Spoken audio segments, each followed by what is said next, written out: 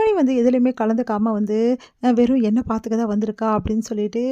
சிவகாமி சொன்னதெல்லாம் யோசிச்சு பார்க்குறாங்க பாட்டி. பாட்டி ஒரு முடிவு பண்ணுறாங்க. கண்மணி வந்து இந்த வீட்டு மருமகளாக வந்து வேலை பார்க்க வைக்கணும் அப்படின்னு சொல்லிட்டு யோசிச்சுட்டு என்ன பண்ணுறாங்க, இங்கே பாரு கண்மணி, ஒன்று நான் சமைக்கணும், இல்லை நீ சமைக்கணும், இல்லைன்னா யார் சமைச்சாலும் எனக்கு சாப்பாடெலாம் பிடிக்காது. என்ன சொல்கிற கண்மணி அப்படின்னு சொல்லிட்டு கேட்டோன்னே, சரி பாட்டி உங்களுக்காக நான் சமைக்கிறேன்னு சொல்லிட்டு கண்மணி சமைக்கிறாங்க எல்லாருக்காகவும். அடுத்து வந்து இங்கே பாரு, நீ வந்து என்ன பண்ணிகிட்ருக்க, நான் அத்தைக்கு சாப்பாடு ஊட்ட போகிறேன், அதெல்லாம் என் பேத்திக்கு நான் ஊட்டிக்கிறேன், நீ உன் வீட்டுக்காருக்கு ஊட்டு அப்படின்னோடனே அதிர்ச்சி அடைகிறாங்க கண்மணி. நானா அப்படின்னா, ஆமாம் பின்ன என் பேரனுக்கு நீ ஊட்டு, அப்போ தான் என் பேரன் நல்லா சாப்பிடுவான். அது மட்டும் கிடையாது, நீங்கள் 2 பேரும் இப்படி அந்யூன்யமாக இருந்தால் தான் என் பேத்திக்கு சீக்கிரமாக குணமாகும், உன் அத்தைக்கு குணமாகணுமா வேணாமா அப்படின்றாங்க. அதை கேட்டுட்டு கண்மணி வேறு வழி இல்லாமல் சாப்பாடை ஊட்டி விடுறாங்க. இந்த அன்பு ரொம்ப சந்தோஷமாக கண்மணி சாப்பாடு ஊட்டோன்னா அவ்வளோ சந்தோஷமாக வாங்கிக்கிறாரு. இவங்க 2 பேரும் வந்து இப்படி இருக்கிறத பார்த்துட்டு தாங்கிக்கவே முடியல வெண்ணிலாவால் தாங்கிக்க முடியாமல் அப்படியே டென்ஷனாக பார்க்குறாங்க. வெண்ணிலாவை பாட்டி கவனிச்சிடுறாங்க. அப்படியே பார்த்து இவளுக்கு ஏன் அப்படி இருக்குது, அவங்க 2 பேரும் சந்தோஷமாக இருக்கிறத இவளை ஏதாவது ஒன்று பண்ணணுமே அப்படி சொல்லிட்டு யோசிக்கிறாங்க பாட்டி. இங்கே வந்து பாட்டியை வந்து பார்த்துட்டு தனியாக பார்த்துட்டு என்ன பண்ணுறாரு, அப்படியே கட்டிக்கிறாரு நம்ம அன்பு. என்னடா பேராண்டி இவ்வளோ சந்தோஷமாக இருக்க பாட்டி, நீங்கள் எவ்வளோ பெரிய விஷயம் பண்ணியிருக்கீங்க தெரியுமா, இன்றைக்கி தான் என் வாழ்க்கையிலேயே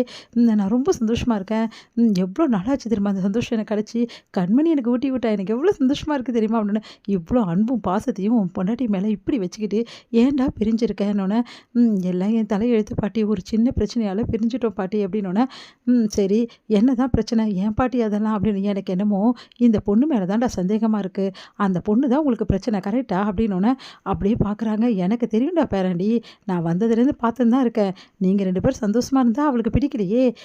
நீ கண்மணி கிட்ட சாப்பாடாக வாங்கிட்டு இருந்த, அவள் பார்த்து அப்படி வந்து முறைக்கிறா,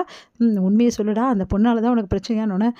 ஏன் பாட்டி கேட்குறீங்க, அவள் சொல்கிறது தான் அவள் நம்புறா, நான் சொல்கிறது எங்கே கண்மணி நம்புறா, நான் உன்னை தான் நேசிக்கிறேன்னு சொல்கிறேன் கேட்க மாட்டேங்கிறா, எல்லாத்துக்கும் காரணம் அவள் தானா,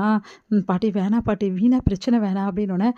நான் பார்த்துக்கிறேன்டா, இங்கே பார் நான் ஒரு விஷயம் சொல்கிறேன், அவளை வீட்டை விட்டு தரத்துறதுக்கும் நீ கண்மணி கூட சேர்றதுக்கும் ஒரு வழி இருக்குது அப்படின்னோடனே, சொல்லுங்கள் பாட்டி என்ன வழியாக இருந்தாலும் பரவாயில்ல நான் செய்கிறேன் பாட்டி, உங்கள் அனுபவத்தில் நீங்கள் என்ன சொன்னாலும் கரெக்டாக தான் இருக்கும், இங்கே பார் இந்த நிமிஷத்துலேருந்து நீ நடந்த விஷயத்தை எல்லாத்தையுமே மறந்துடு. என்ன சொல்கிறீங்க பாட்டி, ஆமாடா உனக்கும் கண்மணிக்கும் நடந்த விஷயத்தை எல்லாத்தையும் மறந்துடு, நீ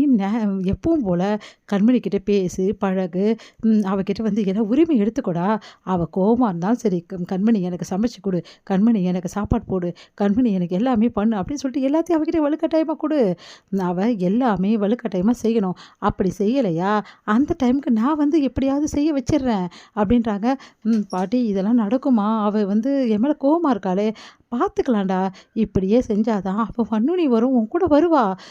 அந்த வெண்ணிலாக்கு நான் என்ன சொல்கிறேன் தெரியுமா, நீ கண்மணி கூட எவ்வளோ இணக்கமாக இருக்கியோ அவ்வளோ தூரம் அவள் பார்த்து பார்த்து வயிறு எறியணும்டா,